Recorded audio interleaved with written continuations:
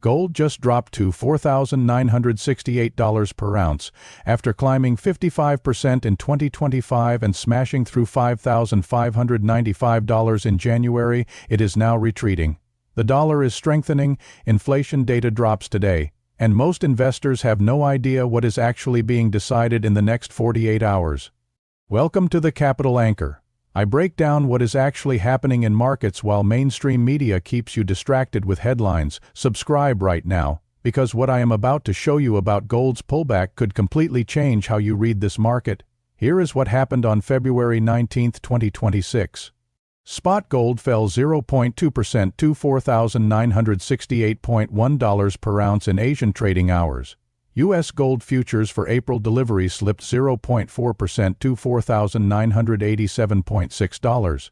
That sounds small, but the context is enormous. The previous session, gold had surged more than 2%. Now it is giving back gains. The dollar is sitting at a more than 1-week high, and every institutional trader on the planet is staring at two numbers dropping today. Weekly jobless claims and Friday's PCE report the Federal Reserve's preferred inflation reading. Now here is what most people get wrong about today's dip. They see gold fall and they panic. They think the trend is breaking. They think smart money is running for the exit. They are looking at the wrong thing entirely. OCBC strategist Christopher Wong said it clearly this morning. Gold is in a consolidation mood, reflective of thin liquidity conditions during the Asia holiday period rather than a shift in fundamentals. Mainland China, Hong Kong, Singapore, Taiwan, and South Korea were all closed for Lunar New Year holidays. The market was not selling gold. The market was simply empty. Think about it like this. Imagine a major highway at AM. One car brakes slightly and the whole road shifts. That is not traffic. That is just absence of volume. That is exactly what happened to gold this morning. The dip is not a signal. The dip is a vacuum.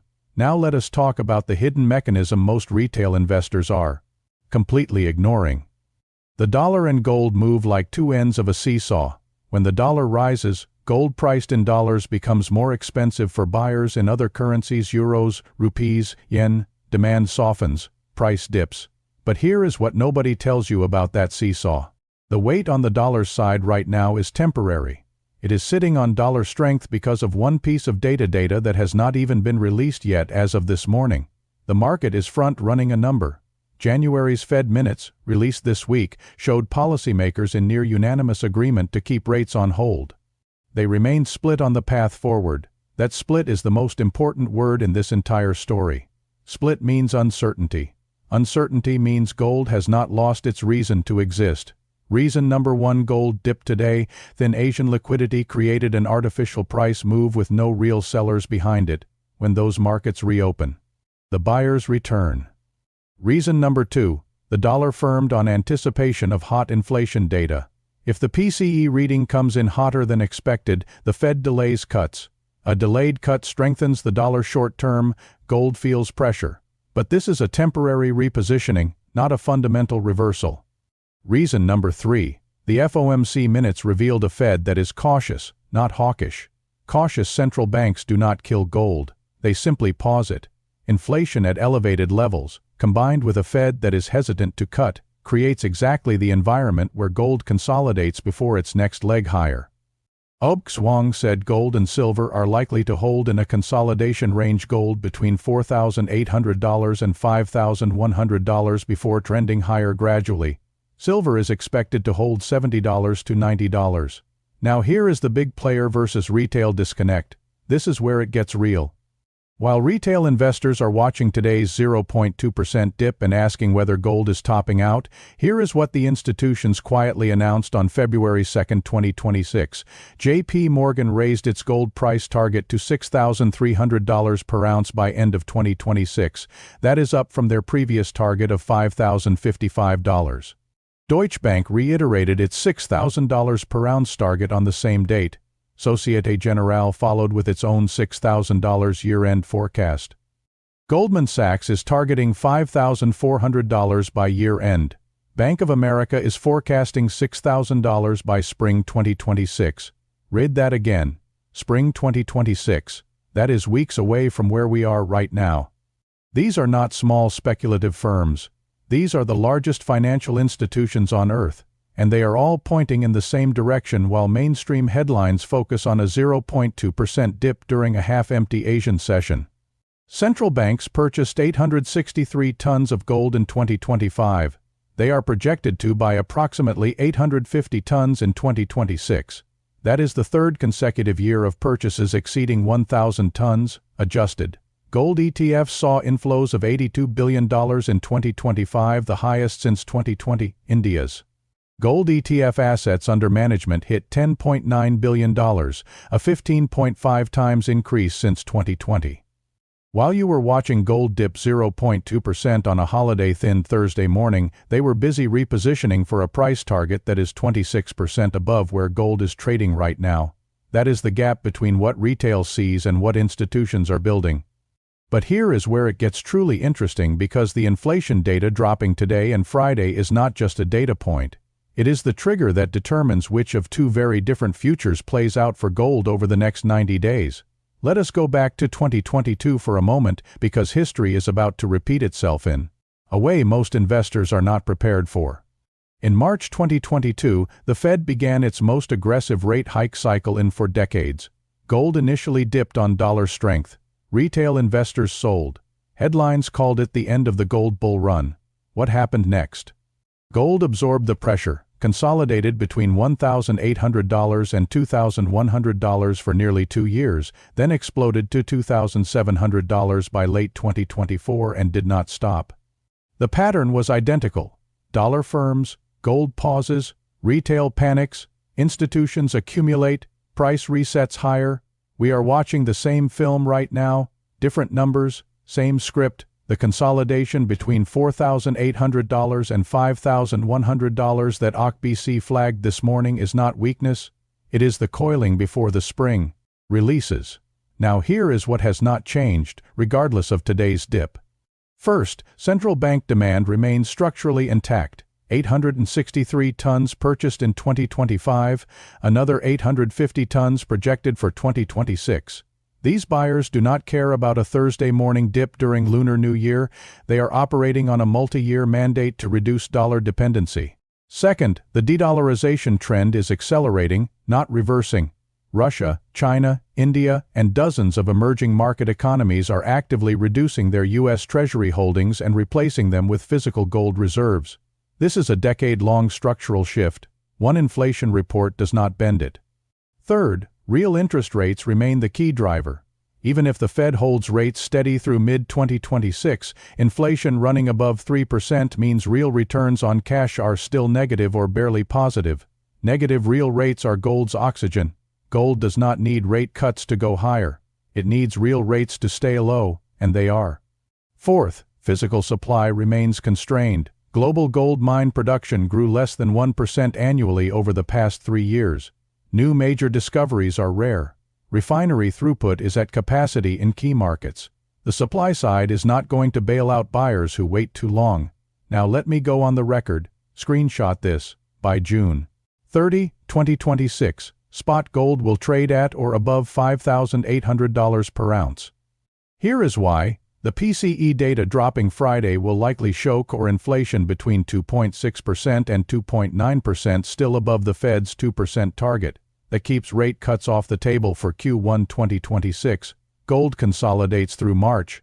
Then, as the Fed signals any softening in Q2, real rate expectations shift, dollar weakens. Asian markets, now fully reopened after Lunar New Year, step back in as buyers.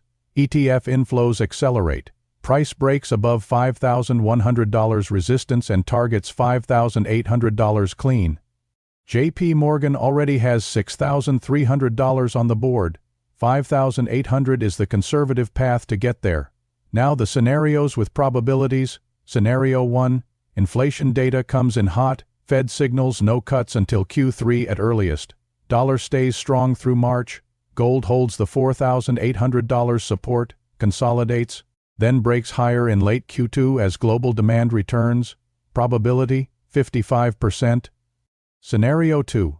Inflation data comes in cooler than expected. Market prices in an earlier Fed cut. Dollar weakens immediately.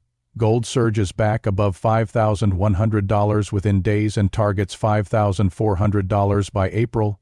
Probability, 30%. Scenario 3. Inflation data surprises significantly to the upside, dollar spikes. Gold breaks below $4,800 temporarily, triggers a short-term sell-off toward $4,600, but central bank buying absorbs it within weeks. This is a buying opportunity, not a trend reversal. Probability, 15% in all three scenarios. The direction beyond 90 days is the same, higher. Now let us talk about you specifically, because this market affects everyone differently. If you are holding physical gold right now, do nothing. Your position is structurally sound. The consolidation phase does not change your long-term thesis.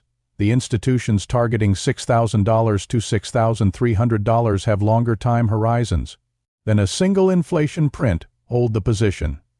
If you are trading gold actively with leverage, reduce your exposure into today's data release. Inflation prints create violent short-term moves in either direction. You do not want to be caught on the wrong side of a 1.5% swing with leverage on. Wait for the number, then re-enter with clarity. If you are sitting on cash waiting for the perfect entry, understand this: there is no perfect entry in a bull market. The $4,800 to $5,100 range is your window.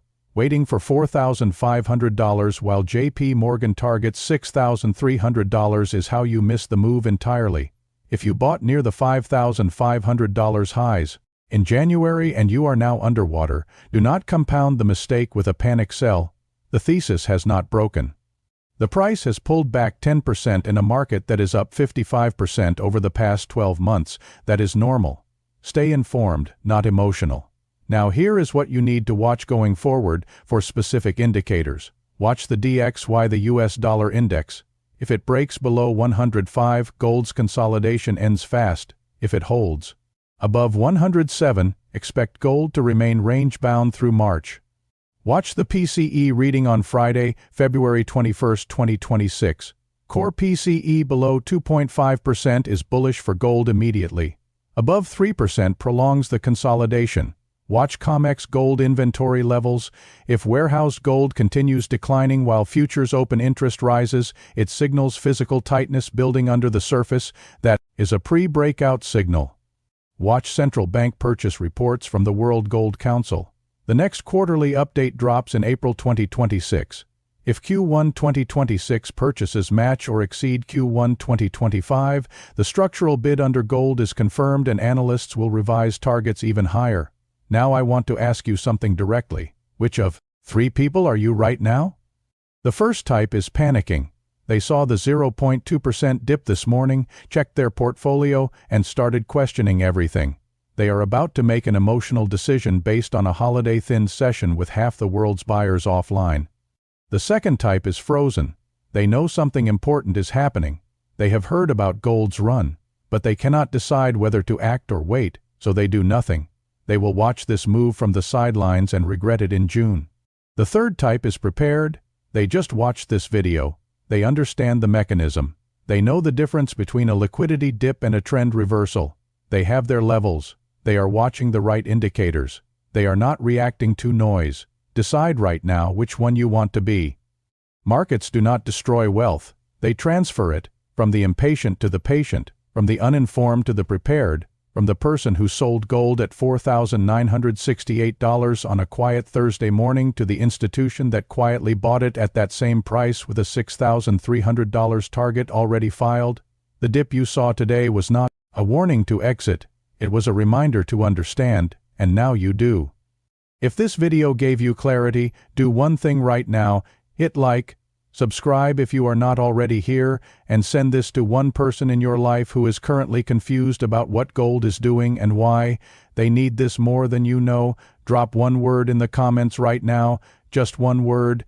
Tell me, are you holding, buying, or waiting? I read every single one. This is the Capital Anchor. I will see you in the next one. This video is for educational and informational purposes only. It does not constitute financial advice. Always do your own research before making any investment decisions.